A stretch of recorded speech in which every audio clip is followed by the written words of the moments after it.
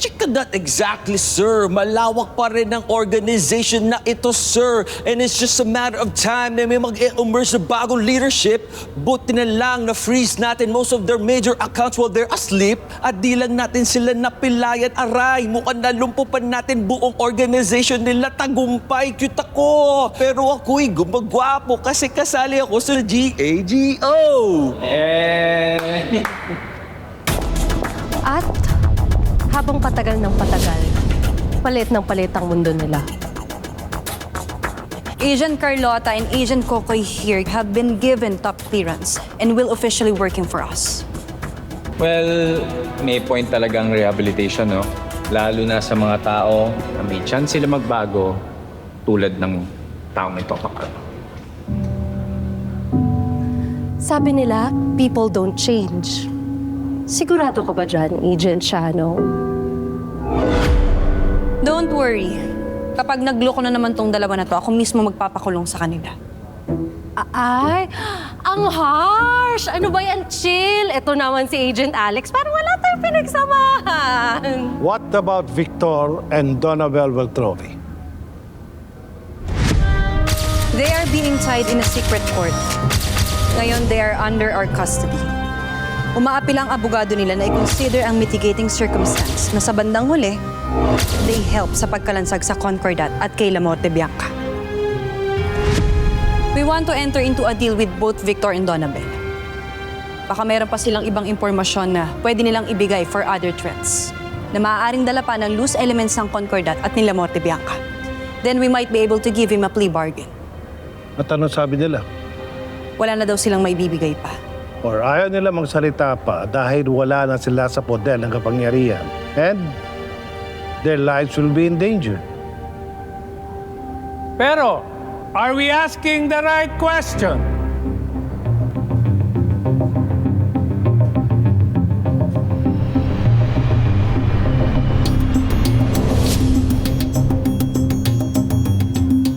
It's time to control the elephant in the room. Huh? Hindi yan. Yung elepanting sinasabi ko ay si Mikoy at si Kiara. Asan si Mikoy at Kiara?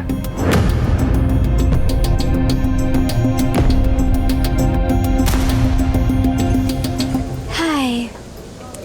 You know what? Mali kasi si Sir Pandoy eh. Ang nakikater niya kasi mga customers, yung mga pabebeng turista. Yung mga concern lang is mag-post sa Facebook. Hindi yung mga customers na nagsisik ng totoong experience, real adventures. Ang nakukuha niya mga low-quality customers. Sweetheart, kung yun naman gusto niyang target market na i-cater sa business niya, choice niya na yun. Wala na tayo dun, sweetheart. Exactly. Kaya nga siya boring. Boring, boring, boring. Well, alam mo, sometimes, boring is better. Boring is better? Isipin mo lang yung mga pinagdaanan natin itong nakarang taon. Parang enough na sa akin yung action at adventure, sweetheart. Kota na ako dyan. Mas gusto ko yung medyo boring na buhay. Yun lang. So bakit ako yung pinili mo? Ha? Do you regret it? Sobrang daming komplikasyon ng buhay ko. Na magulo yung pinanggalingan ko. Am I too adventurous for your taste? Sweetheart, ano pinagsasabi mo? Yan naman yung pinupunto mo, di ba? Na puro sakit lang sa ulo yung dala ko. Hindi yun ang pinupunto ko, sweetheart. Kahit naman hindi mo sabihin yun yung totoo eh. Yun yung nararamdaman ko. Na parang nakakapagod na akong kasama. Sweetheart naman eh. Alam mo, yun ang mahirap sa'yo minsan eh. Saan-saan sumusot yung imagination mo at kung anong meaning nilalagay mo sa kung saan-saan. Wala akong regret na ikaw ang pinili ko. Okay? Wala. I'm not attacking you, sweetheart. No one is attacking you. So why do I feel attacked? Sweetheart, please. You're being unreasonable. Wow. Okay. I'm sorry if I'm being unreasonable. At least hindi ako boring. Di ba? Katulad neto. Sili na may ice cream.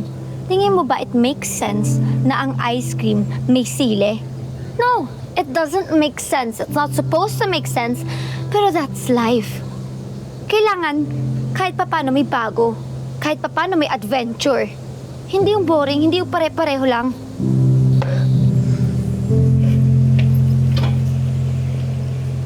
Ano ba? Nagpo-walkout ako. Alam ko. Hindi mo ba ako pipigilan? Hakayaan mo lang ako umalis? Cute mo.